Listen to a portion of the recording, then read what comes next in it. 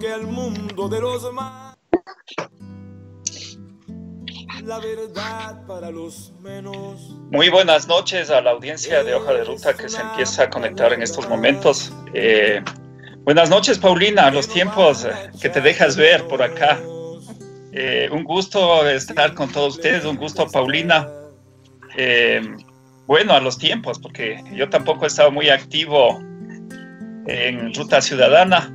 Sin embargo, esperamos retomar el espacio a partir de esta semana y a esperar a ver cuándo podemos estar en los estudios de Hoja de Ruta. Bienvenidos a todos. Buenas noches, Paulina. Buenas noches, Guido. Buenas noches a todos nuestros amigos, a los oyentes, a los compañeros que nos siguen por Hoja de Ruta. Sí, pues bueno, por un tema de acabar una maestría y todo, yo me alejé un ratito, aprovechando también la cuarentena para acabar una tesis. Y bueno, ahora solo estoy esperando las notas y todo eso, pero ya lo más difícil, digamos, lo que más me mantenía así ocupada y todo, ya está como superado. También con ese deseo grande de que esto pase, que podamos volver ahí al estudio, a vernos y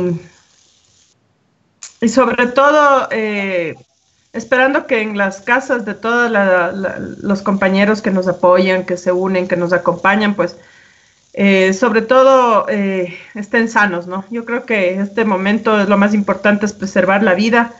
Hay dificultades, no nos son ajenas todas estas serie de problemas, toda esta incertidumbre, todo el miedo incluso que uno tiene, pero yo creo que realmente tenemos mucha fibra ahí para seguir, para aguantar, para resistir de una u otra manera, porque tenemos después de la cuarentena tenemos desafíos súper importantes que tenemos que asumir desde la ciudadanía, ¿no? O sea, tenemos que realmente empezarnos a mirar aquí nosotros para ver, para aportar, para tratar de construir, ver qué se puede hacer luego. Yo creo que lo que se viene luego, no voy a decir que es terrible, no quiero decir eso porque me parece que decir terrible es como ya sentenciar, que ya viene lo peor. Yo creo que más bien, creo que tenemos que plantearnos que es un desafío, un gran desafío,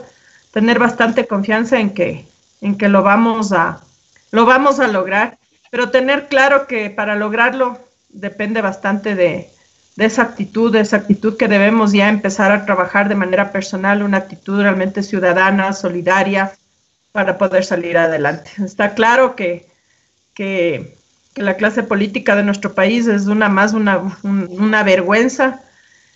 Realmente se acuerdan del pueblo solo para el voto.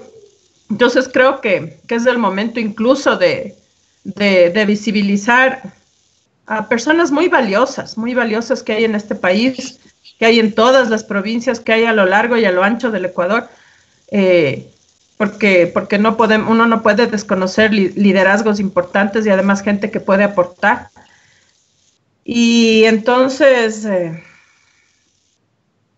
yo creo que tenemos que confiar en eso, en esa capacidad que ha tenido el pueblo ecuatoriano de salir, ¿no? De salir de varias crisis súper fuertes, porque tenemos empuje, tenemos ganas y que, o sea, no dependa, ¿no? De que alguien venga y nos diga lo maravilloso que es el Ecuador. Yo creo que tenemos que aprendernos a mirar a nosotros mismos, saber que somos muy valiosos, que podemos hacer muchas cosas y también que tenemos un país que está ahí esperando a que actuemos, ¿no? A que lo hagamos realmente nuestro. Eso, Guido, para... Así es, Paulina. Bueno, yo quisiera mandar un saludo a la gente de Guayaquil especialmente y a toda la gente que ha perdido a familiares en esta pandemia, en esta crisis. Eso es lo lamentable, eso es lo doloroso de que llegue la muerte a gente que, digamos, no esperábamos todavía tenerlos en la otra vida. Eso para cualquier persona debe ser muy duro de sobrellevar, y más aún cuando las circunstancias son muy difíciles. Pero como tú dices, Paulina, no nos queda más que sacar fuerza, levantarnos de este shock en el que estamos todavía y seguir adelante repensando muchas cosas. Creo que este tiempo de aislamiento ha sido impresionante. A lo mejor todavía ni siquiera nos damos cuenta de todo lo que implica esta crisis mundial, porque es una crisis planetaria. Yo digo, al parecer es un golpe de muerte al capitalismo salvaje, al neoliberalismo. Pienso yo así, ojalá que eso se dé, porque la gente tiene que estar más consciente. Creo que se empieza a despertar esa conciencia de saber, por ejemplo, que necesitamos un Estado más fuerte, los gobiernos que atiendan a la gente. Necesitamos una salud pública. Estamos viendo que los países que llevan mejor esta crisis no son necesariamente los países, entre comillas, los más ricos.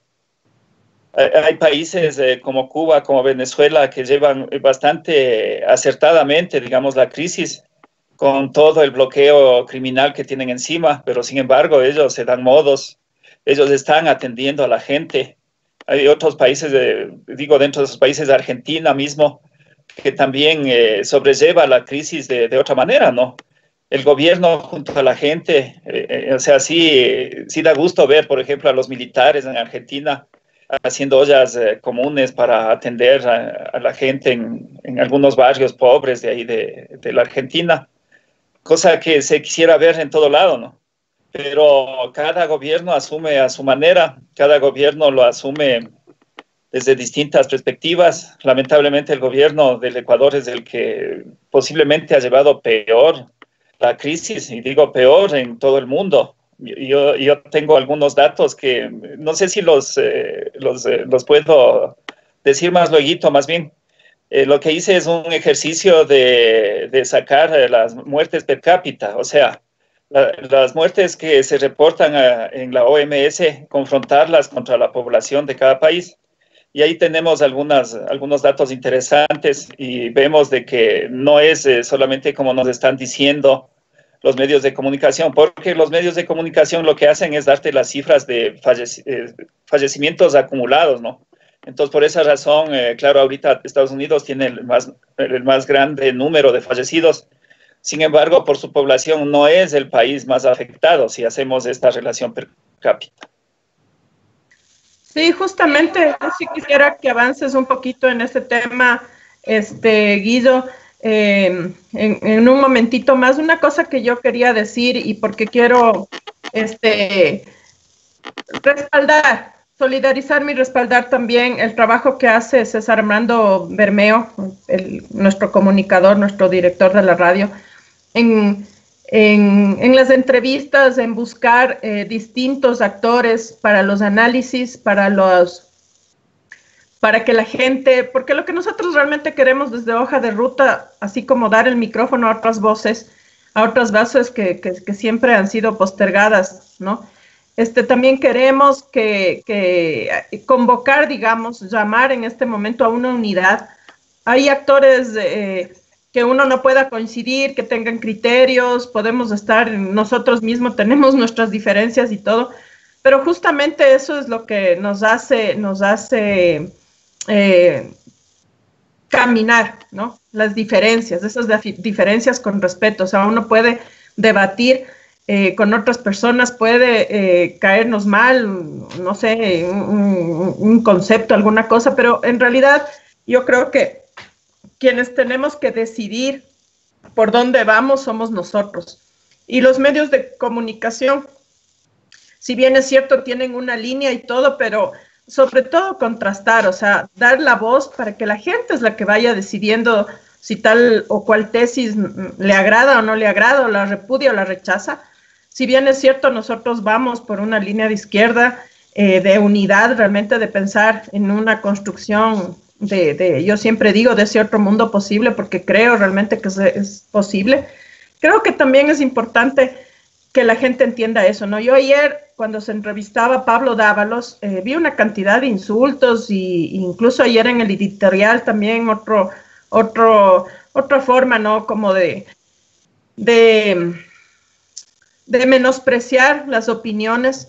Yo creo que no es esa la manera, creo que hay que aprender a debatir con argumentos, por mucho que nos enoje, no podemos caer en lo que siempre hizo y lo que viene haciendo siempre la derecha, ¿no? En esas descalificaciones, que si es gordo, que si es alto, que si es bajo, que yo creo que lo que hay que realmente refutar son tesis, lo que hay que refutar son los engaños a los que quieren someternos. Yo creo que eso es lo que debe ser cuestionado.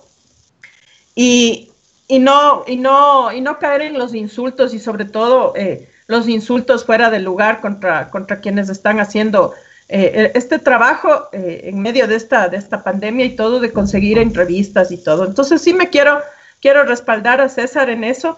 Yo creo que es importante que la gente es la que decida. Nosotros incluso aquí en este programa damos nuestra opinión, podemos estar equivocados, pero a mí no me parece muy justo y creo que también tenemos que romper con dobles discursos, Guillo, en el sentido de que yo recuerdo que cuando, por ejemplo, Lenín Moreno le quitó las funciones a Jorge Glass, yo, en mi formación, si es que yo hubiera sido parte de ese gobierno, inmediatamente ponía la renuncia, porque es de un compañero al que se le estaba agrediendo. Sin embargo, yo no vi renuncias al día siguiente, ¿no? De lo que se le quitaron funciones al vicepresidente legítimo, o sea, porque fue un presidente elegido con el voto popular. Y luego en las primeras manifestaciones, porque no fue que recién ayer nos dimos cuenta de toda la traición de Moreno, incluso antes ya se cuestionaba por una carta que mandó, por cientos de entrevistas que él daba, se le cuestionaba a Moreno y después pues ya fue de frente. Y hubo el grupo, y yo sí voy a decir con nombres, Ricardo Patiño, la señora Gabriela Rivadeneira, ellos frenaron, la señora Paola Pavón, ellos frenaron esas movilizaciones, ellos dijeron que solo con la Constitución en la mano, que solo así, ¿no? De hecho, se pronunciaron, mucha gente estuvimos en contra porque realmente fueron marchas impresionantes, más de 10,000 personas que iban a por el traidor y se les frenó. Y no es que yo diga que eso está bien o que eso justifique lo que pasó en octubre con el movimiento indígena, pero yo creo que es el momento de que si bien es cierto, ahora se le acusa al movimiento indígena de dar oxígeno a Moreno, puede ser que sí pasó eso, que se negoció. Creo que esas dos cosas hay que evaluar desde una perspectiva muy objetiva, hacer una crítica muy seria de esos momentos en que se han dado y empezar a mirar hacia adelante, porque lo que necesitamos en este momento es eso, o sea, realmente formar una unidad, y no una unidad con la derecha, con quien sea. Yo creo que dentro del progresismo, ¿no? Hay muchas voluntades, pero que son estas cosas, estas acusaciones que no llevan a nada, estos revanchismos que no nos llevan a nada, los que nos tienen realmente así como atomizados, como atontados con el miedo y todo, y no nos permite estar un poquito más activos, ¿no? ¿Y a qué voy? Por ejemplo, al cacerolazo, ¿no? Estamos han convocado, no solo hoja de ruta, o sea, César lo ha pedido en todos los editoriales y todo, pero hay varios compañeros que en las redes sociales dicen sí, ahora, y no escuchamos las ollas, ¿no? Entonces, no sé qué necesitamos, quién necesitamos que dé la orden, no sé, pero yo creo que hay que romper eso, hay que superar todas esas cosas porque realmente no podemos salir, no podemos tomarnos las calles. Ahora, como yo dije al inicio, hay que preservar la vida, hay que mantenernos sanos, pero eso no implica que estemos inactivos. O sea, no pasa nada si salimos y golpeamos a las 8 de la noche las ollas. Y ahí encajar un poco con lo que tú decías, ¿no? O sea, la solidaridad que se muestra en otros países y lo que han hecho gobiernos de izquierda con los errores que también los tienen, con los desaciertos que también, porque son gobiernos hechos por hombres y mujeres, ¿no es cierto? Con virtudes, con muchas cosas valiosas, pero también con errores, porque somos humanos. Pero sin embargo, preservando la vida, ¿no? No como en el caso de este gobierno que prefirió la deuda antes que la vida de la gente. Y con todas esas, como tú bien decías, ¿no? Llenando al Ecuador de dolor, sobre todo en Guayaquil, que fue, que ha sido, o sea, yo como médico puedo decir que ha sido desgarrador. Entre las bajas de los médicos que han fallecido por el coronavirus están personas con las que compartí durante la carrera, residentes, algunos compañeros. Y es muy doloroso además escuchar al ministro de Salud, al viceministro, expresarse de una manera terrible, porque estar en los hospitales públicos, estar en medio de una crisis como esta que está pasando no es fácil y peor si no tienen insumos. Y sin embargo se ha amenazado a médicos. Hablo desde eso, ¿no? Desde ese que ha sido, que uno está ahí pues en primera línea y que encima tengas que estar atemorizado, ¿no? Y luego el dolor de la gente, la desesperación de la gente que yo creo que eso a mí me ha desgarrado, o sea, ver muertos en las calles como que fueran, no sé, cualquier cosa, eso a mí me ha desgarrado, o sea, creo que eso es lo que me ha afectado muchísimo, ¿no? Tratando de entender realmente cómo, hasta dónde llega la maldad. Entonces sería importante que tú cuentes un poco cómo han manejado esos países como Cuba, como Venezuela, acosados con un linchamiento mediático terrible de todas las transnacionales, amenazados constantemente por el imperialismo, por el señor Donald Trump, que no deja respirar, que incluso le importa, igual que el de acá, creo que también, no sé, seguramente él come macarrones and cheese y le importa un bledo su país, ¿no? Como el de acá que comemos huevo, capaz que es así, porque en los Estados Unidos hay muchos muertos y se siguen contaminando, se sigue dispersando el virus. Entonces, a ver cómo realmente esos países están acosados, entre otros, cómo han ido, y otros que están siendo acosados por gobiernos elegidos democráticamente igual, cómo están siendo acosados, cómo están siendo solidarios y preservando la vida de la gente antes que los negocios y el dinero. Mira, Paulina, a mí me ha saltado una duda, ¿no? Porque haciendo cierto monitoreo de medios internacionales, especialmente, hay algunos medios que dicen que a México le está yendo súper mal en este tema de la pandemia. Y otros dicen que no, que es Estados Unidos al que le va peor. Y alguien dice, no, es Panamá el país que tiene más efectos de la pandemia, y otros dicen que es Brasil. Entonces, el ejercicio que yo hice es simple. Tomar los datos que publica la OMS. La OMS hace un informe diario, país por país, de cómo están cómo está la situación en cada país, en el número de contagiados y de fallecidos, y de curados también. Entonces, yo solamente me centré en los fallecidos. ¿Por qué? Porque finalmente eso es el dato más revelador. O sea, a la final, lo que nos dejará luego esta crisis en las estadísticas es cuántas personas fallecieron en cada país. Entonces, como te decía hace un rato, los medios de comunicación lo que están haciendo es haciendo un acumulado de fallecidos, pero no lo confrontan contra la población de cada uno de los países. Entonces ahí hay datos absolutamente reveladores. Y uno de esos datos es que el Ecuador estaría entre los países de más alta mortalidad, digamos, ¿no? Pero con los datos oficiales, inclusive. Con los datos oficiales del Ecuador está, déjame ver un ratito, aquí tengo al frente. Pero los datos oficiales son una parte de la realidad, ¿no? Sí, es una parte de la realidad. El Ecuador estaría en el puesto 25 entre todos los países del mundo. Pero con el reporte que entiendo, esto se publica, digamos, con datos de ayer, lo publican hoy día. Entonces yo tengo los datos de hoy día de la OMS. En los datos de la OMS está reportado 507 fallecimientos Entonces eso le da al Ecuador el dato sería que prácticamente 30 muertes por cada millón de habitantes.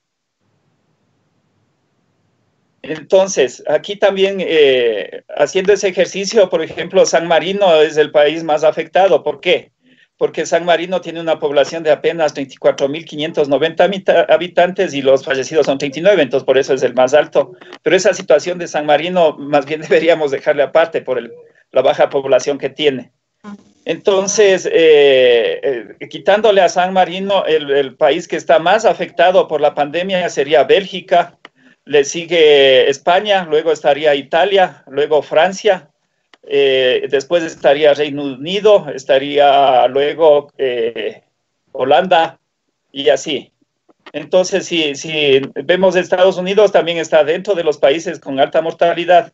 Y en América, sí, Estados Unidos lleva de largo la punta, digamos, de esta macabra competencia, con reportados hasta el día de ayer, entiendo, 35.884 fallecimientos.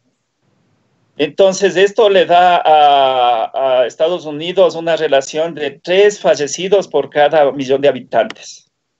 Entonces, aquí viene un asunto, ¿no? De que los datos del Ecuador, los oficiales, el mismo gobierno acepta que no es real.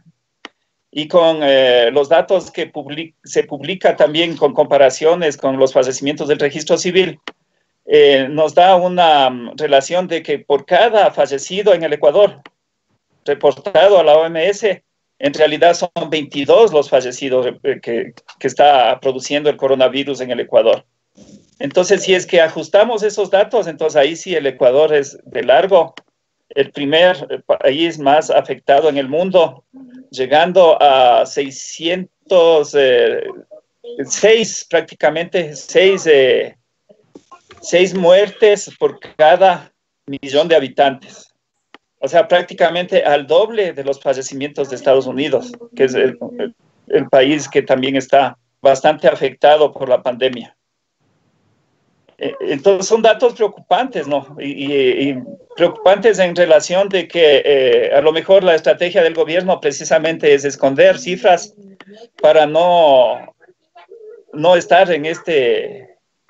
O sea, si las cifras fueran las reales, es indudable de que nosotros somos el país más afectado por la pandemia y de largo sería el gobierno que peor atendió la crisis. Y ahí hay una referencia también. Cuando ya hubo los primeros llamados de alerta, digamos, en el Ecuador, prácticamente no se hizo nada. Y el presidente Moreno mintió diciendo que se habían tomado, que fuimos el primer país en tomar las medidas, cosa que se puede demostrar fehacientemente que no fue así. El primer país que tomó medidas sanitarias en Sudamérica fue Paraguay. Y a Paraguay les llega el caso cero, precisamente de una persona que viajó desde el Ecuador. Entonces ahí nomás se puede notar la negligencia del gobierno ecuatoriano en tratar esta crisis, porque si el Paraguay tomó medidas con una persona que viajó desde el Ecuador, lo mínimo que se debió hacer en ese momento es un cerco epidemiológico para saber esa persona con quién viajó, desde qué aeropuerto viajó. Entonces ahí mismo ya pudo estar un foco de contagio que a lo mejor no lo estamos tomando en cuenta. Y en este momento el Paraguay está, digamos, entre los países de América, estaría en puesto 24, con 8 fallecidos y una relación de 1 fallecido por cada millón de habitantes. O sea, esto quiero que le tomen en cuenta. 1 fallecido por cada millón de habitantes, mientras nosotros, con datos reales, tendríamos 6 fallecidos por cada millón de habitantes. Esas son las diferencias. Bueno, estos informes creo que los vamos a publicar. Vamos a publicar para que la audiencia pueda chequearlos más detenidamente. Pero más o menos así estamos en la crisis. Entonces aquí también quisiera darte a conocer cómo está llevando la crisis México, que era por lo que hice este trabajito, digamos, de analizar, de buscar en los números cómo va la crisis. México al momento estaría en el puesto 15 entre los países de América, con 686 fallecimientos reportados. Esto sería, todavía está dentro del un fallecido por cada millón. Entonces aquí en esta relación per cápita podemos darnos cuenta de que no es todo lo que nos dicen, ¿no? Otro país así rapidito puede ser Cuba. Cuba ocuparía el puesto 19 con 36 fallecimientos, pero Cuba al parecer es el país en donde se está atendiendo mejor esta crisis sanitaria. Y yo he conversado con gente, con amigos cubanos, y ahí me dan certificado de que hay un médico que todos los días pasa tomándole signos vitales, temperatura a la gente que está en riesgo.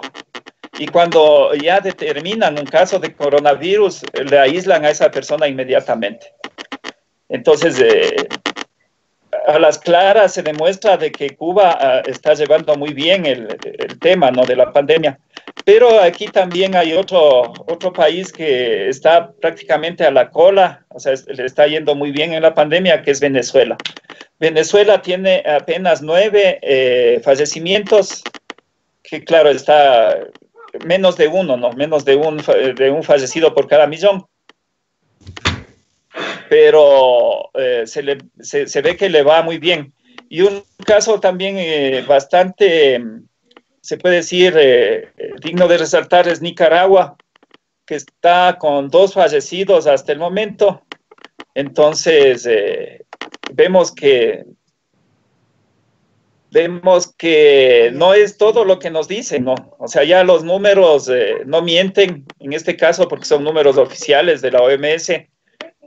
Y después hay otros países como San Vicente, Grenada, San Cristóbal, Dominica, Santa Lucía, que no tienen todavía fallecidos. Sí, eso es lo que te quería compartir, estos datos, quería compartir con la audiencia, porque aquí podemos demostrar, El Salvador, por ejemplo, un país que siempre llamó la atención y que toma unas medidas, y tomó desde el principio medidas sanitarias bastante estrictas.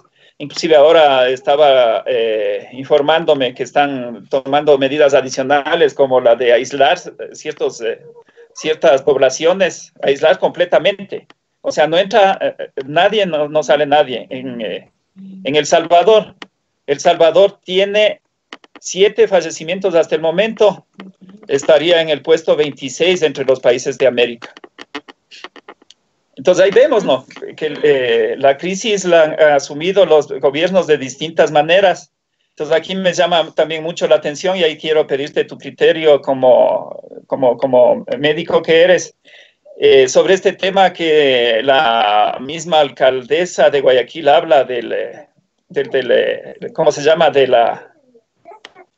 Se me fue el nombre, del rebaño, algo así. La inmunidad de rebaño. Entonces yo te pregunto, ¿eso es válido para los correístas o es para todo el mundo, la inmunidad de rebaño, o es para los animales? ¿Qué mismo? A ver, ese término de inmunidad de rebaño realmente se utiliza, sí se utiliza también en la inmunología, ¿no? Es un término que se utiliza para digamos, es una teoría de que entra, se contamina todo el mundo y entonces se genera cierta inmunidad y atiendes inmediatamente a los de inmunidad más vulnerable, ¿no? Pero incluso para desarrollar esta inmunidad de rebaño tienes que tener un sistema de salud que funcione para atender a las personas que el momento de adquirir un virus y de no tener anticuerpos, porque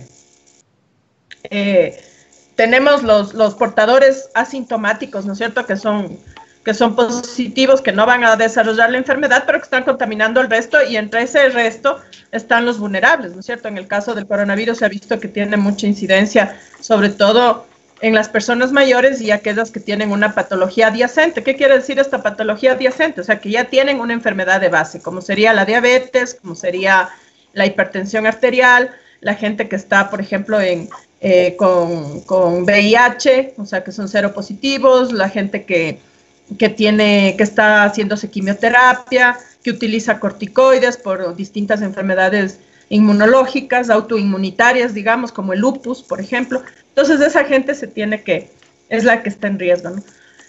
Y aquí hay una cosa que yo he insistido mucho, ¿no? O sea, el tema de compartir un montón de información, de recetas mágicas y todo, sobre todo en el uso de ciertos medicamentos, que es súper peligroso. ¿Por qué pasan estas cosas, Guillo? ¿Por qué pasan estas cosas que pasan aquí en el Ecuador, sobre todo, y que nos tienen de luto?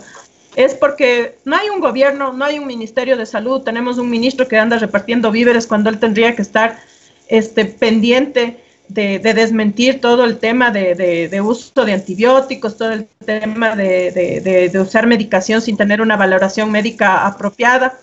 El otro día conversábamos, por cierto, saludo a Anita Rea, que nos está aquí acompañando, que por ahí está circulando un artículo sobre un tema de hipercoagulabilidad y que entonces la gente se curaba con 3 aspirinas, ¿no? También tenemos el tema de la cloroquina, que es rechazado su uso indiscriminadamente por el Colegio de Cardiología. ¿Por qué? Porque causa falla cardíaca. Entonces, no puedes tú realmente coger y poner y publicar y con esto se cura, porque realmente la gente va y lo compra. Y en este país que tú puedes comprar sin receta médica, entonces generas un problema. En el caso de la aspirina, tenemos nosotros en la costa dengue hemorrágico. ¿Qué pasa si la gente tiene unos síntomas y dice, ay, no, es el coronavirus, pero resulta que es por el dengue? O que a su vez tiene dengue y además lo otro, y va y se toma las aspirinas, vamos a tener una hemorragia terrible. Entonces, ¿qué pasa, por ejemplo, en Cuba, que ha sido un ejemplo para el tema de salud pública en el mundo, reconocido por la Organización Mundial de la Salud, las Naciones Unidas? Realmente a la gente se hace un cerco epidemiológico. ¿En qué consiste esto? Que tú llegas, vamos a poner tu caso, Guillo, tú llegas enfermo, se te diagnostica y entonces inmediatamente se hace un seguimiento de cuántas personas estuvieron contigo, por dónde pasaste, quién te vio y todo, y se te aísla, ¿no es cierto? Entonces, ¿qué pasó aquí en Guayaquil? Hicieron un partido de fútbol, cerraron después de 9 días la ciudad cuando ya se asustaron de la cantidad de muertos, pero mientras tanto seguía saliendo gente de Guayaquil hacia otros lados, no se hizo un cerco epidemiológico adecuado, no se ubicó a todas las personas que estuvieron en contacto para inicialmente hacer. En Cuba, en toda esa situación realmente de producto del criminal bloqueo, hay personas, llegaron a hospitalizar hasta 3,000 personas, solo por ser positivas, o sea, para controlar. Entonces, independientemente de eso, de que ya se haga, el coronavirus se haya hecho ya comunitario, o sea, que ya te puedes que ya no hay casos importados, que te estás contaminando ya entre los vecinos y todo, ¿qué es lo que se debe hacer? Informar a la gente qué debe hacer, qué se debe tomar, consuma los tecitos, quédese en la casa, haga reposo, utilice una sola vajilla hasta descartar, vayamos viendo. Y los médicos, ¿no? Como en el caso de Cuba, ellos van. Yo tengo un hermano que está estudiando allá y me cuenta que en su callecita hay 2 personas mayores que tienen el virus, no han presentado síntomas. Sin embargo, estas 2 personas, la una diabética y la otra hipertensa, reciben la visita del médico 2 veces al día para la toma de temperatura y el registro de signos vitales, ¿no? Entonces, tú dices, ¿y cómo? En Cuba que no hay petróleo, que falta esto, que Dios mío, que no hay shampoo, que no sé qué, por todos los escándalos que nos hacen.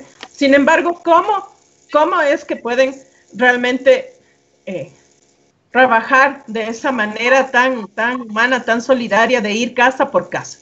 Entonces, es un tema también de cómo se concibe la medicina, y la medicina, la salud, concebida como un derecho, no como un privilegio. ¿No? Independientemente de los problemas que Cuba los tiene, los problemas económicos, sobre todo producto del bloqueo, sin embargo, han preferido sacrificar cualquier cosa menos la vida de su gente. Lo que no ha pasado aquí, y eso se ha demostrado con esa irresponsabilidad de no cerrar la ciudad, en medio de una crisis, de no haber hecho caso a las alertas que la Organización Mundial de la Salud ya mandaba desde diciembre, del año pasado, no haber tomado las alertas frente al primer caso que se presentó, del caso cero, sino más bien hacer todo un linchamiento mediático impresionante contra esa pobre familia. Y creo que nuestros amigos ya están así súper cansados, ¿no? Estamos repitiendo un poco lo que ha pasado, pero sí. Sí. No, sí, claro, pero solamente...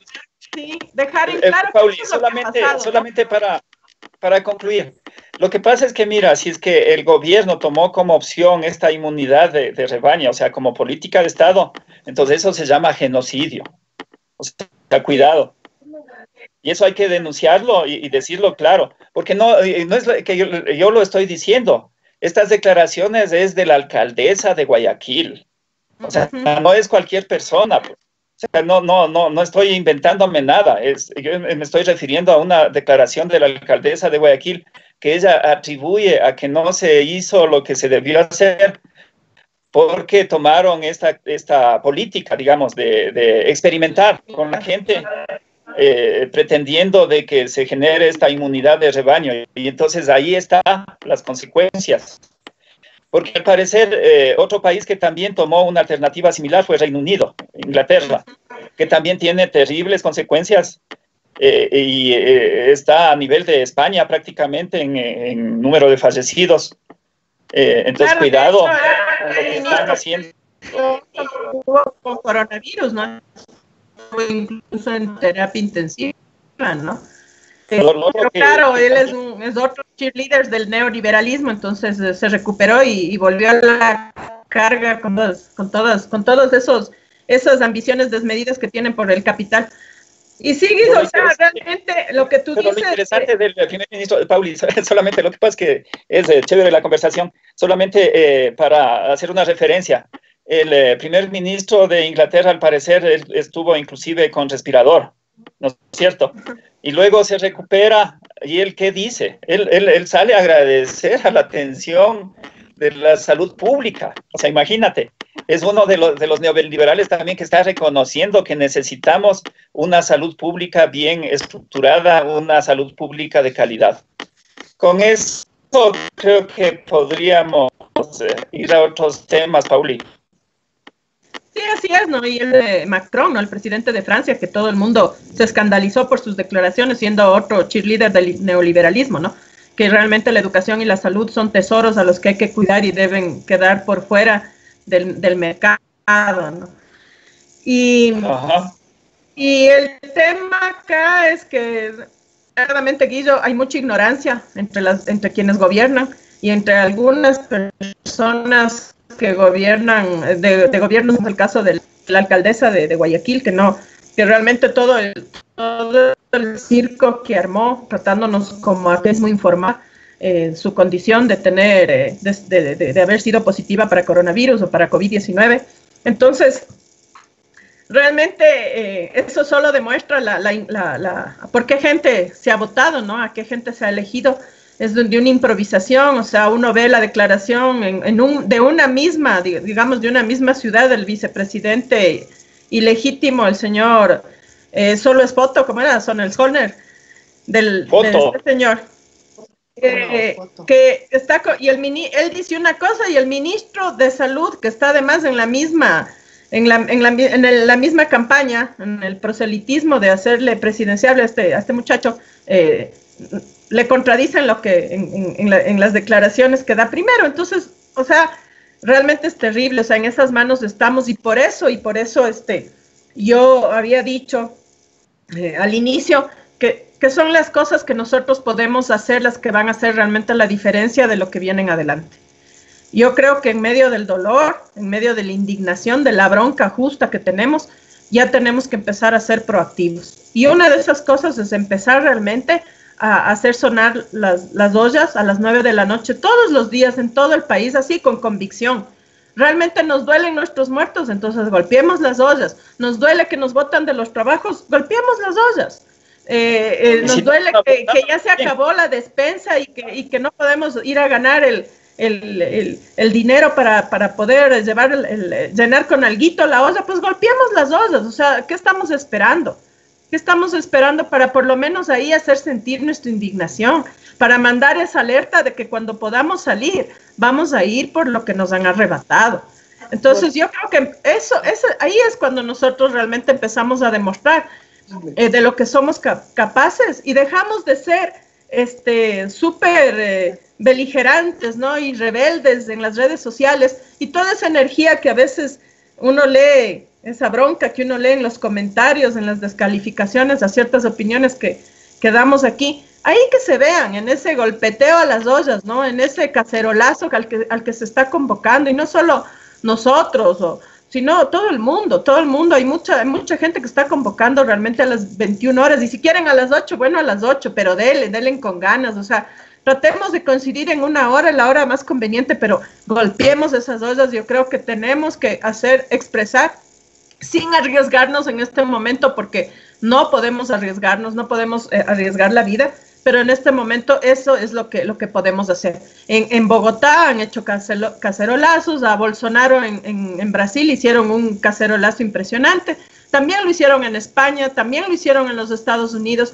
Entonces yo creo que empecemos realmente a ser más proactivos con ese dolor, con ese miedo, con esa bronca, ¿no? Entonces, a ver, ahí realmente el cacerolazo. Y luego, el tema de la solidaridad. Mira, yo había encontrado una carta que quería compartir aquí con los amigos. Primero, quiero agradecer a quienes nos están siguiendo. Yo creo Anita Rea, Marcia Yolanda Guzmán, Luis Valladares, que además desde el exterior, ¿no? Está Ernesto Villacrés, Carmen Camicha,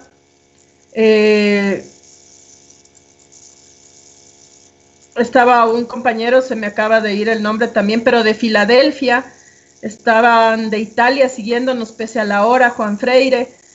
Yo agradecerles mucho a los compañeros migrantes que están afuera y que realmente se dan el tiempo de acompañarnos en este programa.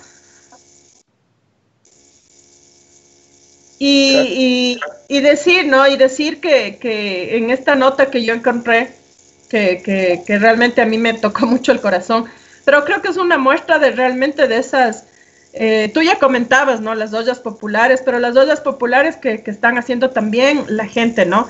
La gente que prepara una olla popular y va con la distancia social, con los 2 metros de distancia que se debe mantener, van tapados, van con guantes y reciben una sopita caliente, van a dejar los ingredientes a la persona que van a hacer, que va a hacer la olla grande de comida, le van a dejar lo que puedan dar ahí en la puerta, ella en funditas, ella sale, recoge, lo prepara. Eso se ha visto en el Perú, se ha visto en Colombia, se ha visto aquí en una zona de la provincia del Guayas también. Yo creo que esas cosas nos dan la idea de lo generosos y de lo grandes y gigantes que podemos ser en estas circunstancias, ¿no? En Colombia, en España. una banderita roja, en Bogotá ponen una banderita roja en donde la gente está necesitando alimentarse. Sí, aquí también, Grecia Maldonado, por ejemplo, había sugerido que había compartido la bandera blanca, ¿no?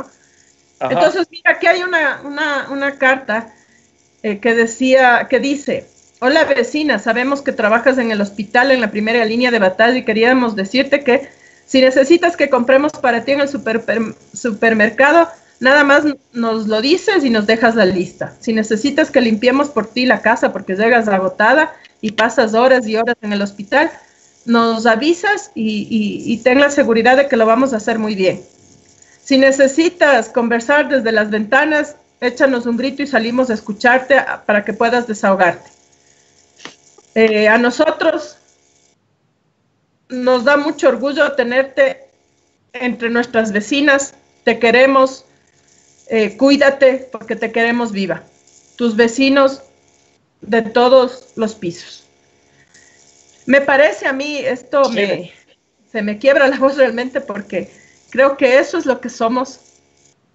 Eso es lo que tenemos ahí y y que tenemos que sacar así a flote esa calidad humana de la que estamos hechos, que los ambiciosos, que esos que solo están por un cargo, por un sueldo, que solo quieren estar en la primera fila, en las tarimas, en las fotos, que no nos arrebaten realmente esa grandeza que tenemos en el corazón.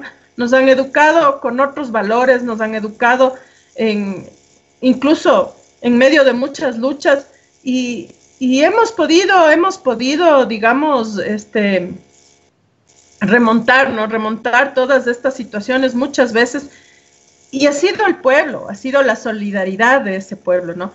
Yo recuerdo cuando fue el feriado bancario, que también fue algo terriblemente trágico, y también hubo gente que supo dar la mano a sus vecinos, hubo gente que cuidó a los hijos.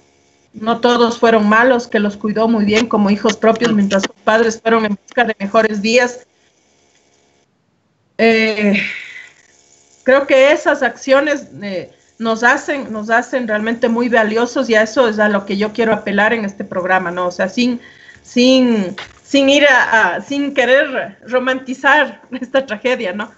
Pero creo que de aquí tenemos que levantarnos más ciudadanos, que tenemos que convocarnos más.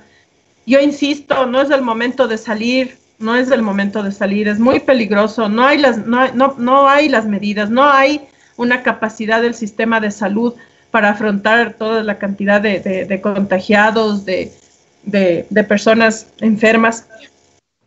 Pero sí podemos estar pendientes, podemos salir y ver a ver quiénes viven en nuestro edificio, si están bien, si hay alguien que está enfermo, que de pronto está solo, cómo le podemos ayudar, si hay una familia que está con hambre, a ver, o sea, no sé, no le vamos a llenar la despensa, pero a lo mejor hablar entre todos los vecinos con papelitos debajo de la puerta, no sé, dejar alguna cosa, empezar realmente a involucrarnos, ¿no? Yo creo que eso es lo que en este momento, o sea, lo positivo que nosotros podemos hacer. Y ir pensando, como tú decías, Guillo, ir repensando muchas cosas. Yo creo que sí hay que hacer un análisis de realmente qué es lo que queremos. Si nos dormimos, nos van a quitar hasta las elecciones. Entonces, yo creo que el cacerolazo por ahora es un arma que tenemos para hacer entender que no vamos a dejar que nos sigan saqueando y que no vamos a dejar que nos sigan robando nuestros derechos y el derecho a elegir, el derecho a participar en elecciones, el derecho a votar, porque eso es lo que están queriendo hacer ahora. Pero alguien me pregunta aquí, ¿pero qué hacemos? ¿No? Entonces yo digo, pues ahí está, o sea, tenemos una conciencia, eso es lo que hay que hacer, con mucha conciencia. Toquemos a las 21 horas, así empecemos de 1, de 2, sin sonrojarnos, sin escondernos. O sea, no podemos dejar que nos arrebaten el país y esperar a que pase la cuarentena para recién ponernos a pensar, ¿no? ¿Qué será de hacer o qué será de decir? Porque cuando pase la cuarentena, mucha gente saldrá a ver cómo hace, cómo paga deudas, y entonces ahí va a haber otro momento para ponernos a decir, es que no tengo tiempo, es que yo cómo voy a salir, yo tengo que hacer esto. Entonces ahora estamos en la casa, bueno, entonces creo que a las 9 de la noche todos podemos realmente golpear con toda esa bronca contenida que tenemos las ollas y hacerle entender a este gobierno que no nos vamos a rendir, que no nos van a dejar someter, que ni el miedo a perder la vida por esta pandemia que ahorita nos azota, nos va a inmovilizar. Pero la olla con una cucharita, no irán a golpear la olla en la cabeza del marido. Oye, a propósito, pero luego también se nos viene en realidad una situación bastante compleja y creo que ahí también hay una tarea que debemos pensar y a poner como idea nomás a la gente de que necesitamos organizarnos inclusive en una red de consumidores, ¿no es cierto? Ojalá que se puedan activar proyectos, por ejemplo, de que los productos del campo lleguen directamente a los consumidores, pero eso ya depende de nosotros, de qué nivel de organización podamos tener, porque ya no podemos esperar que el gobierno venga a resolvernos los problemas, o los líderes nos den resolviendo los problemas. Y ahí también un llamado, porque nosotros estamos criticándole, sobre todo al gobierno de Lenín Moreno, de que él en cada mensaje, en cada cadena que da, él siempre le echa la culpa al anterior. Entonces, eso no nos ha permitido avanzar 3 años, nos ha estancado y nos ha retrocedido, no sé si 20, 30 años atrás. Pero del otro lado también la actitud no está por ahí mismo, pues, porque siempre estamos esperando y siempre estamos acordándonos y siempre queremos que el líder venga a darnos resolviendo todos nuestros problemas. Por ejemplo, en lo que hablabas tú del tema de octubre. Entonces, cada que se trata del tema de octubre, no, es que fuimos traicionados, es que le dieron oxígeno a Moreno y no sé qué y no sé cuánto. O sea, siempre retornando al pasado. Y eso, con eso, ¿qué estamos consiguiendo? Nos estamos inmovilizando prácticamente por estar ahí. O sea, ahorita nos quedó como una película el mes de octubre y eso lo estamos repite y estamos dando las vueltas ahí mismo y no estamos avanzando en nada. Y eso a lo mejor es lo que nos desmoviliza, eso es a lo mejor lo que no nos deja, digamos, reaccionar, como para empezar con acciones simples, con acciones desde la ciudadanía, como es la ollita, hacerle sonar. De pronto estábamos también poniendo como idea tomarnos unas fotitos, subir esas fotos a las redes sociales para que empiece a verse, ¿no?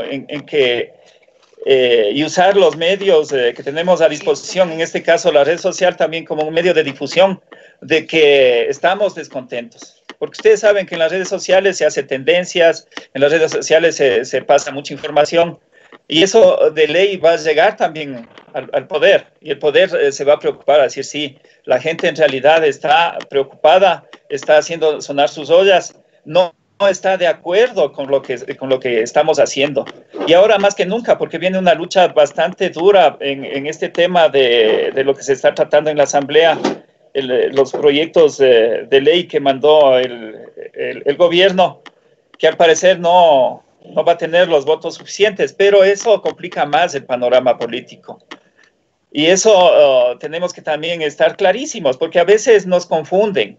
Ahora hay una campaña muy dura en contra de la Asamblea y por supuesto que la Asamblea se ha ganado el desprestigio porque ha sido también muy entregada, ha hecho punto, absolutamente entregada al poder, entonces ellos mismos se han ganado el desprestigio. Pero en estos momentos pensar en que la Asamblea nomás del problema es una locura, está fuera de todo contexto, decir que todo el problema se va a arreglar desapareciendo a la Asamblea, porque ellos ganan no sé cuánto de sueldo o quitándoles el sueldo a los asambleístas. Bueno, tal vez, rebájenles el sueldo a los asambleístas, pero ¿por qué no se dice nada, por ejemplo, de rebajarles las pensiones a los militares retirados?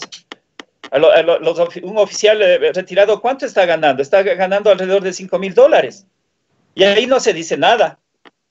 ¿Por qué no se dice, por ejemplo, de tanto diplomático vago, ahí sí la palabra vago, que está pululando por todo el mundo y que no le está aportando absolutamente nada al país? ¿Y eso cuánto cuesta? Cuesta más o menos lo bajo, unos $10,000 mensuales. ¿Y de ellos qué se dice? Nada. Pero claro, solamente de los asambleístas, no, a ellos sí, claro, por el desprestigio que tienen, porque ellos son más visibles por su misma por la misma naturaleza de sus funciones. Entonces, contra ellos sí todo, y contra los demás nada. Entonces, eso es lo que se reclama, no es necesariamente decir que estamos a favor de los asambleístas. Esa medida de bajar sueldos no soluciona nada, ¿no? O sea, es una demagogia de decir, yo me bajo el sueldo y no sé qué. O sea, eso no soluciona. Son las políticas económicas las que tienen que cambiar radicalmente. Y eso no lo van a hacer, porque aquí quienes gobiernan son la banca, los empresarios, que van a seguir evadiendo impuestos y sacando la plata afuera. Y por eso tenemos que realmente, como yo digo, o sea, ahorita lo único que podemos hacer es realmente el cacerolazo, estar súper activos. Yo ahí no entiendo, te juro que yo no entiendo por qué esos dirigentes así que les ponen así con un montón de series de imbatibles históricos, sacrificados, héroes, heroínas y no sé qué historias más, no han convocado un cacerolazo. ¿Por qué no han convocado al cacerolazo? ¿Por qué no han empezado? Asambleístas también de la línea y todo. ¿Por qué no respaldan ese cacerolazo ciudadano? Si tienen voz y pueden estar en los medios permanentemente. Pero seguimos, o sea, como tú bien decías, yo creo que en este momento que está viviendo el país, los juicios injustos, las sentencias injustas, y eso no creo que es lo más importante. Y no porque no me importe la vida de estas personas juzgadas así, de esa manera tan arbitraria, con todo un irrespeto, no. O sea, a mí me parece súper injusto. Pero yo creo que eso lo podemos pelear luego. Hay cosas que no las vamos a, el rato que vendan este país, no lo vamos a poder pelear. Entonces yo creo que tenemos que concentrarnos primero en preservarnos, como yo digo, preservar la resistir lo que más podamos mientras pasa esta cuarentena, hacer el cacerolazo como una medida así constante de presión sin cansarnos, botar ahí toda la indignación e incluso la frustración que a veces nos causa esto de estar encerrados ahí a las 8, a las 9 de la noche, darle con todo para que este gobierno sepa que no estamos dormidos, no nos tiene contra la pared.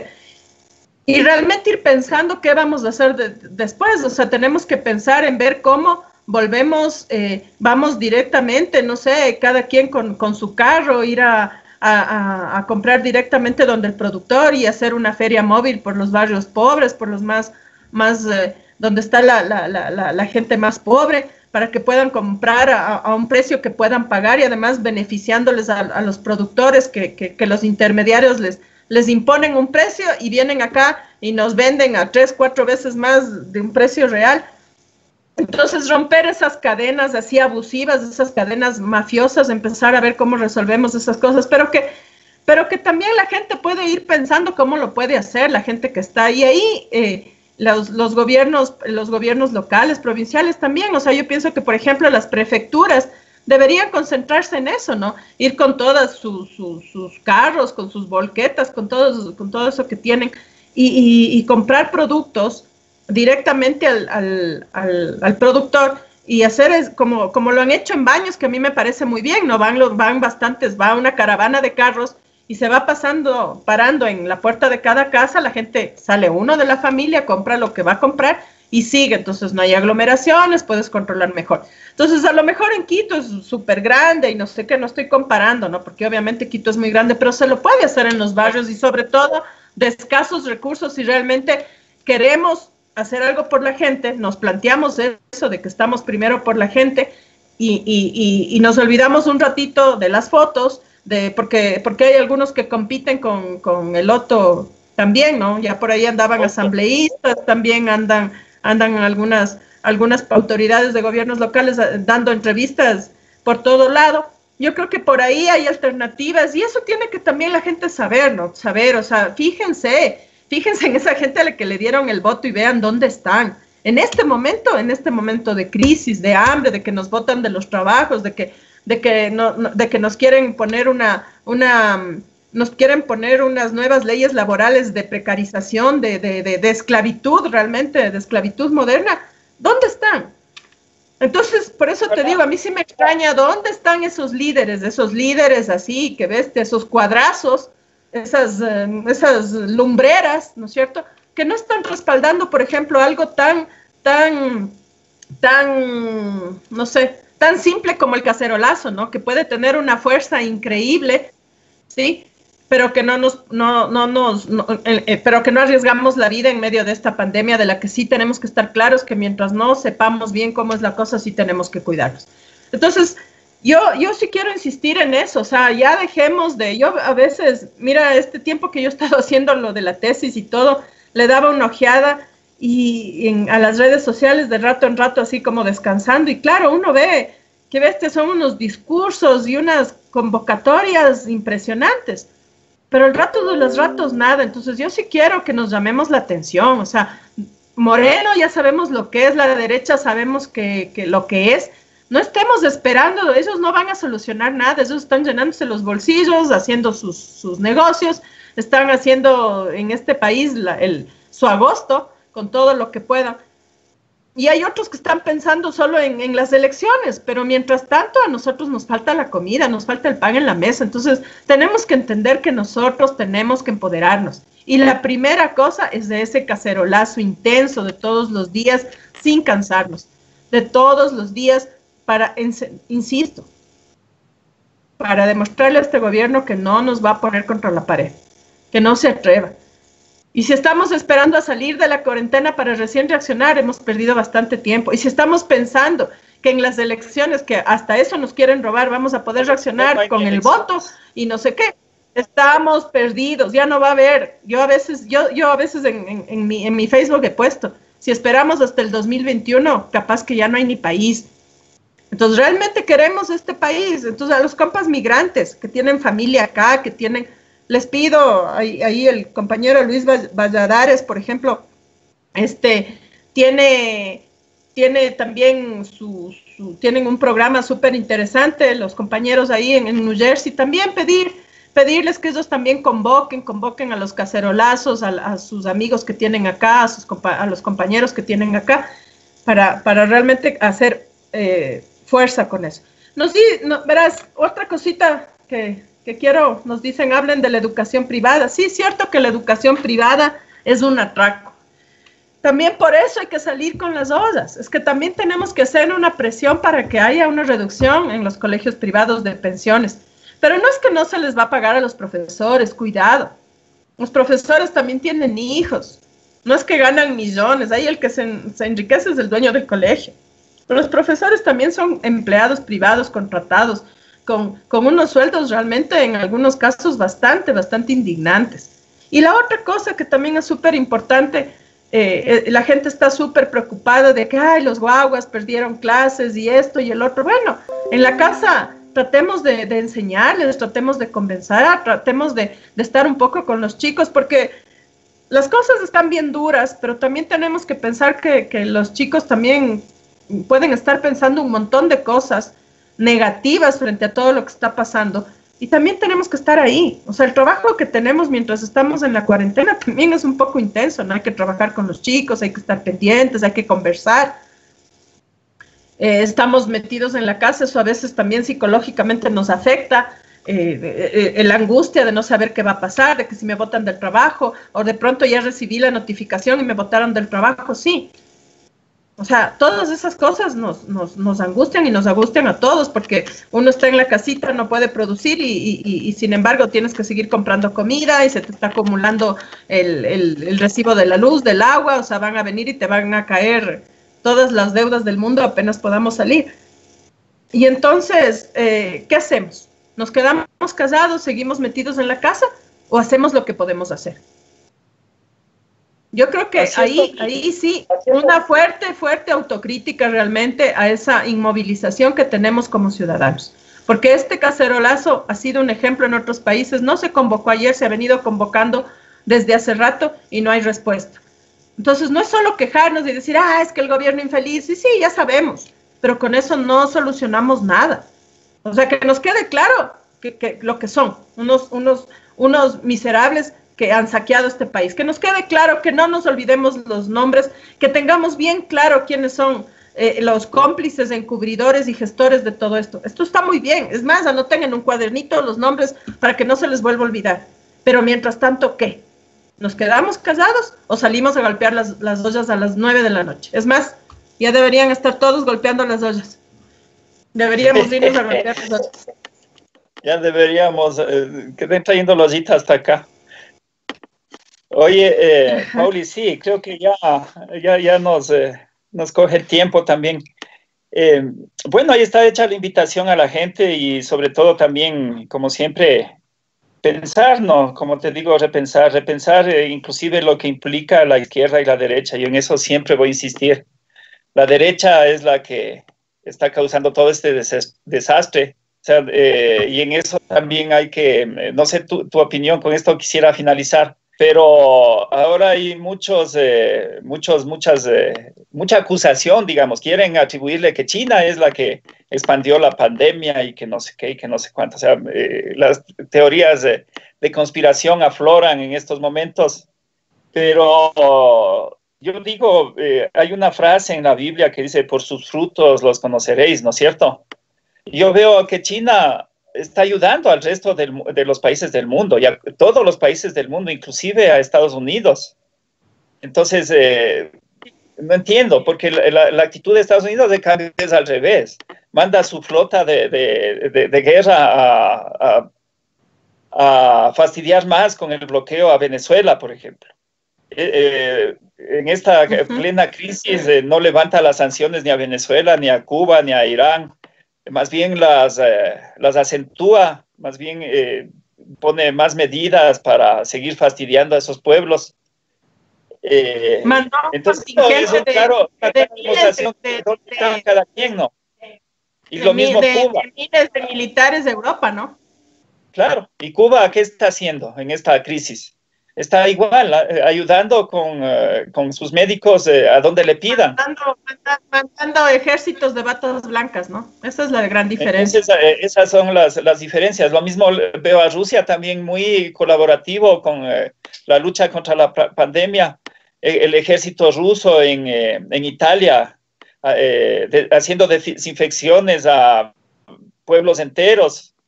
Entonces, ahí está la diferencia. Entonces, como dicen, y yo sé que, bueno, por tradición somos bastante católicos y cristianos, entonces ahí está una señal que está en la Biblia mismo, que dice, por sus frutos. Entonces, veamos los frutos y démonos cuenta de qué lado mismo están, porque ahora veo ya una campaña mediática impresionante para querer echarle la culpa a China de la pandemia, inclusive de pedirle indemnizaciones y no sé qué. ¿Para qué? Para tapar la negligencia con la que está atendiendo el gobierno de Estados Unidos esta pandemia, porque en Estados Unidos también están sufriendo cosas similares que acá. No en la misma dimensión, pero sí tienen también muchos problemas en Nueva York especialmente. Y el alcalde de Nueva York se queja permanentemente de que el gobierno central, o sea, que Donald Trump, no le da los recursos suficientes como para atender la crisis. O sea, Guido, nosotros hemos conversado y siempre hemos dicho, ¿no? La derecha, puede haber personas de derecha que uno pueda decir, sí, son honestas, responsables y todo. Pero una cosa es una persona de derecha y otra cosa es la derecha en el poder. Y en eso hay que estar bien claros, ¿no? Yo creo que hay gente también que dice que es de izquierda. Nosotros hemos visto un montón. El mismo que nos gobierna decía que era de izquierda y ya ven. Entonces no son garantías realmente las personas, sino realmente quienes llegan al poder y realmente cómo se expresan, ¿no? Y creo que la izquierda o los gobiernos de izquierda sí han generado un montón de políticas para beneficio de la gente. ¿Han sido boicoteados? Sí. Yo creo que la izquierda, y yo me mantengo en eso, la izquierda tiene es muy renuente a autocriticarse. Eso es lo que la izquierda tiene que repensar. Y cuando hablo de izquierda, hablo justamente de lo que es esa izquierda, ¿no? Que sí hay, es izquierda pensante, deliberante, reflexiva, ¿no? No estoy hablando de los puros, no estoy hablando de los ultras, no, yo no creo que existe eso. Yo creo que la gente de izquierda se define claramente, ¿no? Por lo que es, por plantear proyectos en beneficio, proyectos colectivos, ¿no? Agendas colectivas en beneficio de la gente. La derecha no, la derecha siempre estará defendiendo capitales, defendiendo privilegios. En eso tenemos que estar bien claros.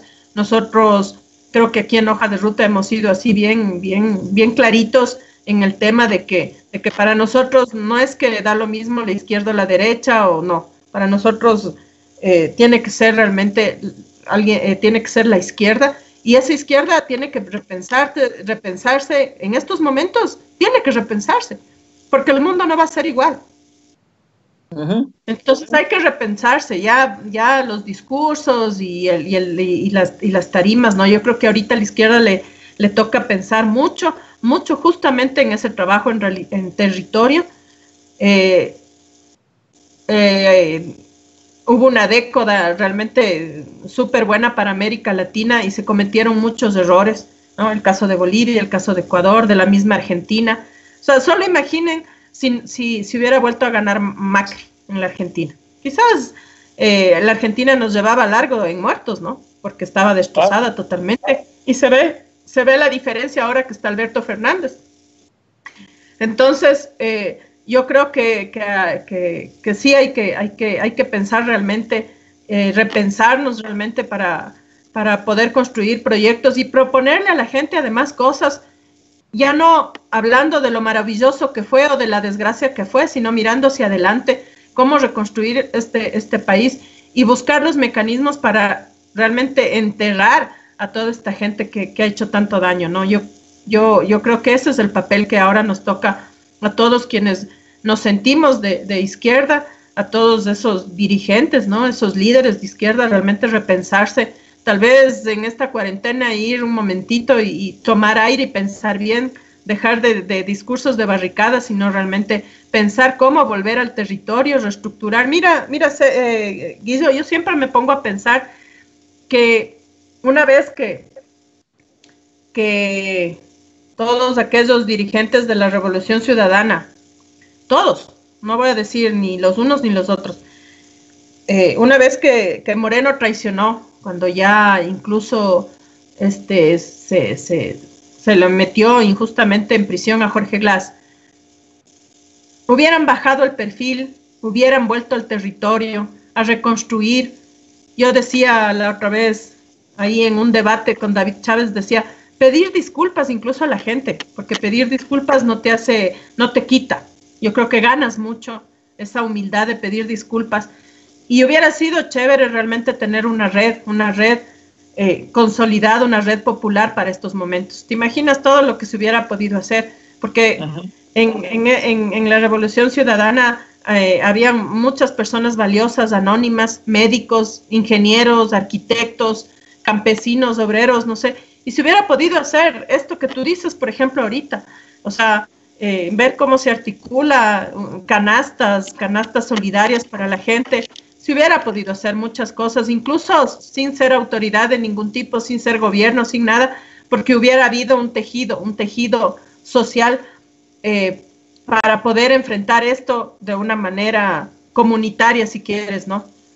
Y 3 años, o sea, lo que hemos visto es una pelea tenaz, justa. Yo no digo que es injusta, no digo que estén denunciando cosas que no son, pero yo sí creo que hubiera sido tan importante realmente regresar al territorio, replegarnos, ¿no? Como se decía antes, replegarnos al territorio y empezar a hacer muchas actividades súper importantes justamente para enfrentar a este gobierno traidor, a este gobierno que ahora nos esquilma, ¿no? Que nos saquea, que en la cara, que nos miente, nos engaña, que nos trata como que no tuviéramos cerebro, ¿no? O sea, que nos mira por encima del hombro todos los días y nos quita nos ha llenado de dolor. La verdad es que nos ha llenado de dolor, ha llenado este país de tragedia, o sea, estamos en un estado de desastre. Y creo que esa es una autocrítica que se debe hacer, o sea, una autocrítica que todos debemos hacernos. Porque yo también estuve en la década pasada apoyando totalmente. Bueno, yo he sido cuestionadora porque a mí sí, o sea, me gusta cuestionar, me gusta aportar. No he querido nunca, a mí no me interesa ningún cargo político, ninguna candidatura, no me interesa. Nunca me ha interesado realmente eso, pero tengo una formación que sí me ha enseñado a indignarme realmente por la injusticia social, y esa ha sido un poco mi protesta, ha sido mis cuestionamientos. Y tengo el ejemplo de haber visto realmente trabajo en territorio, trabajo muy bueno, ¿no? Y creo que siempre es ahí donde se reconstruyen los procesos. Entonces, cuando nos equivocamos, como decía García Linera, ¿no? O sea, cuando caemos, entonces hay que sacudirse, volverse a levantar, y nos volvemos a caer y volvernos a levantar. Y creo que el tema es cómo nos levantamos. Nos levantamos llenos de rencor, de revancha, buscando culpables, o realmente hacemos un análisis, una autocrítica seria y nos replegamos para repensar, para hacer mejor las cosas y salir luego a proponer. Y respaldados por ese respaldo impresionante, o sea, valga la redundancia, por ese respaldo que te da ¿quién? El pueblo. Por esa gente estamos luchando, a esa gente, por esa gente estamos hablando, a esa gente le queremos dar la voz. Entonces no es un tema de, sí, ganemos elecciones. ¿Con quién? Ok, ganemos elecciones. Yo también creo que es súper importante, pero ¿con quién? Claro. ¿Cómo defendemos después los procesos electorales? Imagínate si hubiéramos sido, realmente nos hubiéramos replegado, ¿no? Y hubiéramos logrado formar en territorio un trabajo popular así, súper interesante, chévere, con la gente. ¿Tú crees que se hubieran arriesgado en esa corte si hubiéramos podido movilizar unas 10,000 personas ahí el rato que estaban dictando una sentencia injusta, con un juicio totalmente espurio? Te juro que nadie se hubiera atrevido. Es porque estamos así pensando que ya deben ir las elecciones y ahí hemos de votar. Ese mensaje realmente desmoviliza, desorganiza. Entonces, ok, apuntemos a las elecciones, pero volvamos al territorio. Trabajemos, empecemos de nuevo, reconstruyámonos ahí. Eso es lo que hemos pedido, lo que yo he pedido muchas veces en redes sociales y por lo que he sido proscrita poco más. Y yo creo que ni siquiera tienes que hacer un posgrado de ciencias políticas para saber eso. Yo creo que es sentido común. Es el sentido común. O sea, cuando te duele, cuando te indignas, porque ves gente votada, porque tenemos amigos que están desesperados, porque tú mismo te estás planteando, Dios mío, ¿ahora qué voy a hacer? O sea, ¿cómo voy a conseguir? No voy a poder trabajar. O sea, te empieza a entrar la desesperación. A mí sí me hubiera gustado saber que el rato que se acabe esto teníamos una organización popular súper grande para recuperar este país. ¿Pero qué se sigue planteando? Aguantemos un poquito más hasta las elecciones y ahorita este gobierno criminal está planteando así, en esta desesperación, en esta inmovilización que tenemos por el miedo a enfermarnos, a morirnos, quitarnos hasta las elecciones. Entonces yo sí creo que esa dirigencia también tiene que rendir cuentas y dejar los egos. Y ante esta tragedia también bajar banderas, bajar posiciones y regresar al territorio. Todavía se pueden hacer cosas, yo creo que sí. Yo creo que la gente está además queriendo unirse, reconstruirse, no sé, o sea, creo que la gente tiene muchas ganas de hacer algo porque no sabe qué hacer. Y la gente yo creo que el pueblo entiende que solos como islas, individuos, así cada uno viendo por dónde, por ahí no es. Y ese es el momento realmente que la izquierda, esa izquierda honesta, esa izquierda que se plantea futuro, esa izquierda que realmente ama este país, puede aprovechar para reorganizar una movilización, una organización popular así bien tejidita, bien sólida, para poder salir adelante, para poder reconstruir este país. Paulina, siempre es el momento de empezar cualquier proyecto. Lo que pasa es que a veces es una dificultad de querer empezar. Hay siempre las dudas, hay siempre, una serie de limitantes que muchas veces no nos dejan tomar ese riesgo y empezar un proyecto. Entonces ahora también tenemos que recuperar y tenemos que retomar ciertos proyectos, digo de cualquier índole.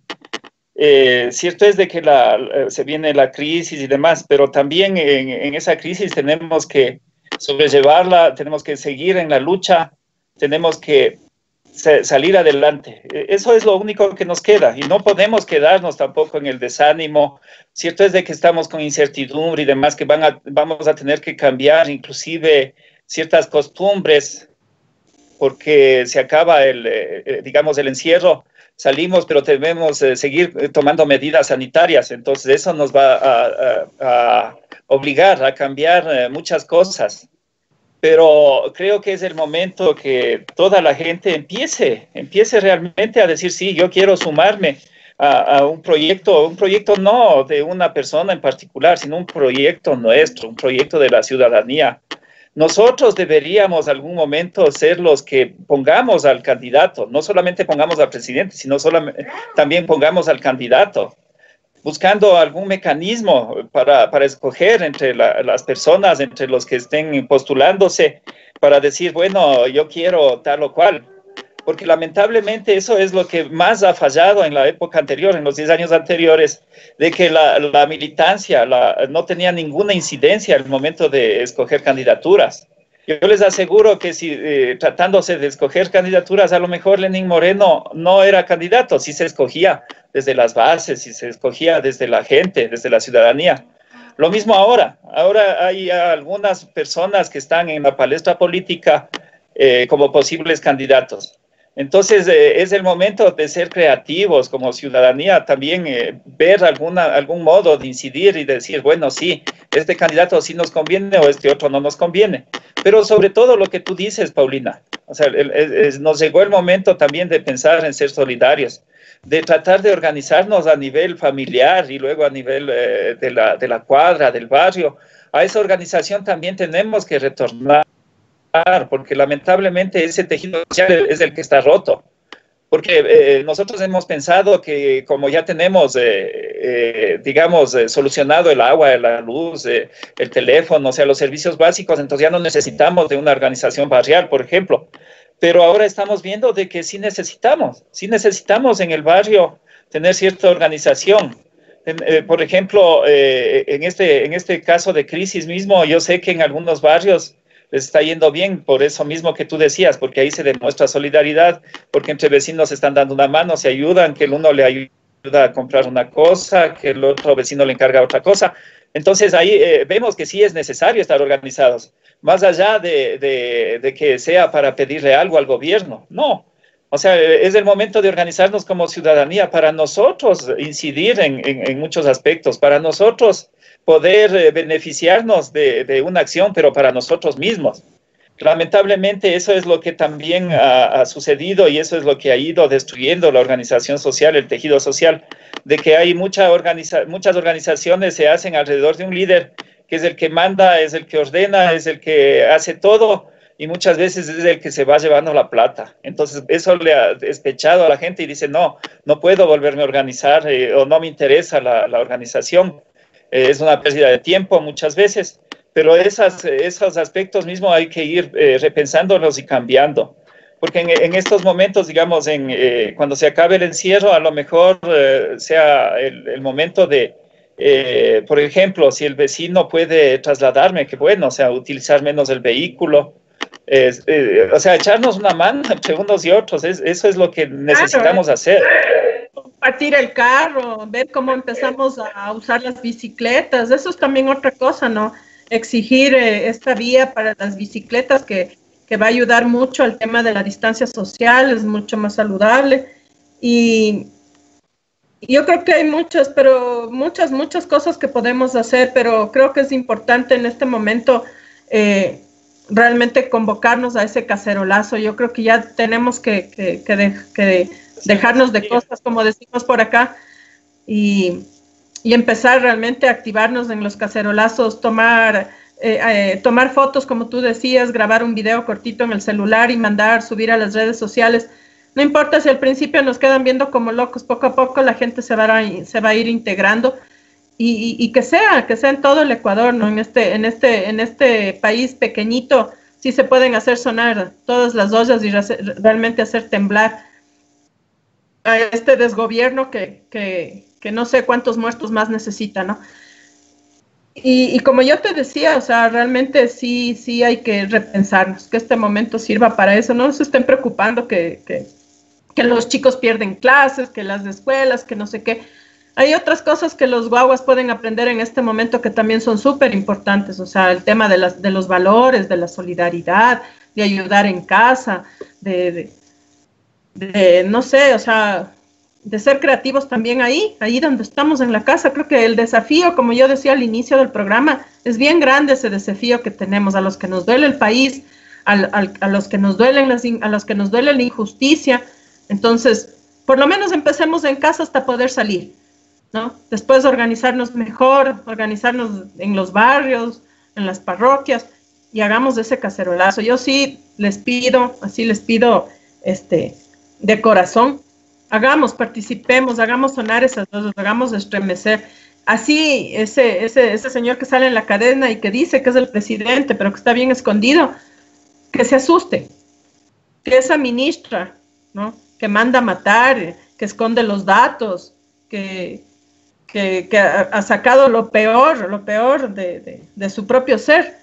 Ese Roldán o ese Granda haciendo negocios en esta tragedia, que tiemblen, que sepan que vamos a ser implacables cuando esto termine. Y la manera de realmente parar en algo, lo que intentan hacer con este país es por lo menos seamos contundentes ahí, pues. O sea, dejemos un ratito el Facebook, dejemos de escribir en el Facebook así unos discursos impresionantes, como yo decía, de esos que realmente uno dice, chuta, qué miedo, qué bien, este compañero, esta compañera deben ser, qué bestia, qué bravos. Pues ahí, en las ollas, compañeros, compañeras, amigos, amigas, en las ollas, con todo, todos los días a las 9 de la noche, o decidan ustedes a las 8 de la noche, pero vamos a golpear, vamos a hacer los cacerolazos. No podemos esperar hasta salir de esto para dejar claro a este gobierno que no nos vamos a dejar, y no podemos esperar hasta unas elecciones que hasta ahora son bastante inciertas para realmente salir a recuperar nuestro país. Eso yo con eso quisiera cerrar. No sé si tú tienes algo más que decir, Guillo. Sí, solamente... Bueno, decía Paulina, solamente finalmente igual sumarme a lo que tú decías en principio, solidarizarme con César. Bueno, él se veía algunos ataques, digamos, y decirles a la gente que no podemos estar a gusto de todo el mundo, pero nuestra línea es clara y eso es inclaudicable y no vamos a cambiar nuestra línea de pensamiento, nuestra línea política. Pero asimismo, por lo menos personalmente, yo no estoy por quedar bien con nadie. Yo no estoy por ganarme el aprecio ni los votos de nadie, digamos en términos políticos. En términos humanos, por supuesto, este proyecto, esta experiencia para mí personalmente ha sido muy enriquecedor de conocer gente valiosa, gente talentosa, a cuales les guardo mucho respeto, a muchos de ellos que se ha generado una relación bastante amistosa, pero asimismo son personas con las cuales se puede compartir o se puede disentir, y ese es el valor de la comunicación, ¿no? Pero como digo, acá, por lo menos de mi parte, yo creo que esa es la posición de todos los que hacemos hojas de ruta. No estamos para hacerle la reverencia a nadie. Estamos para ofrecer un espacio, una alternativa de comunicación. Y aquí las personas que son invitadas vienen en igualdad de condiciones, nosotros respetándoles a los invitados, pero también recibiendo el mismo respeto de esos invitados. Y eso es lo que quisiera que también valore la gente y que nuestra audiencia también pueda guardar ese mismo respeto. O sea, podemos estar equivocados, como decías, Paulina, y pueden jalarnos las orejas cuando nos equivoquemos, y si nos equivocamos sabremos reconocer y decir, sí, discúlpenme o discúlpennos, nos equivocamos, pero hasta ahí. Pero de ahí a recibir ataques, a decir de que, por ejemplo, a ti hay que asesinarte en redes sociales y cosas de esas, eso no lo vamos a aceptar. Y eso sí lo vamos a decir y clarito, les llegue a quien les llegue. O sea, este proyecto es de un esfuerzo absolutamente de un grupo de personas que en principio pensábamos que a lo mejor era una locura y no podíamos dar el paso rápidamente, pero ya lo hemos dado, tenemos una audiencia que nos sigue. Muchos estarán de acuerdo, otros estarán en desacuerdo, pero estamos tratando de colaborar con una comunicación veraz, contrastada, y dando chance a voces que no tienen el mismo espacio en otros medios de comunicación, en los medios tradicionales especialmente. Así es que con ese mensaje y con el respaldo siempre a César, que es nuestro director, yo sí quiero despedirme y esperando a ver si podemos retomar este programa para el jueves, Pauli. Sí, yo creo que sí podemos ir retomando los días que teníamos antes. Yo quisiera, antes de irnos, volver a agradecer a Willy Marcelo, Anita Rea, ya lo dije, Marcia Yolanda Guzmán Jaramillo, Víctor Gibicura, Ibi Velasco, María Montserrat Guzmán Garcés, Tony Mancero, Franklin René, Jacqueline Coronel, Eulalia Muñoz, Luis Fernando Caicedo, Mayita Costa, José Milton Calva, Luis Fernando Caicedo otra vez, Carmen Camicha. Agradecerles mucho por sus comentarios, por acompañarnos a todos. Igual, si se me escapan los nombres, disculpen, pero aquí se van perdiendo los comentarios. En realidad, un abrazo fraterno, desearles mucha salud, aguante, resistencia, invitarles nuevamente a este cacerolazo. No podemos, como bien dice Eulalia Muñoz, quedarnos en silencio y quietos mientras nos siguen matando a seres queridos, amigos, a conocidos. No es justo. No estamos siendo justos realmente con esas vidas que se pierden por la negligencia de este desgobierno.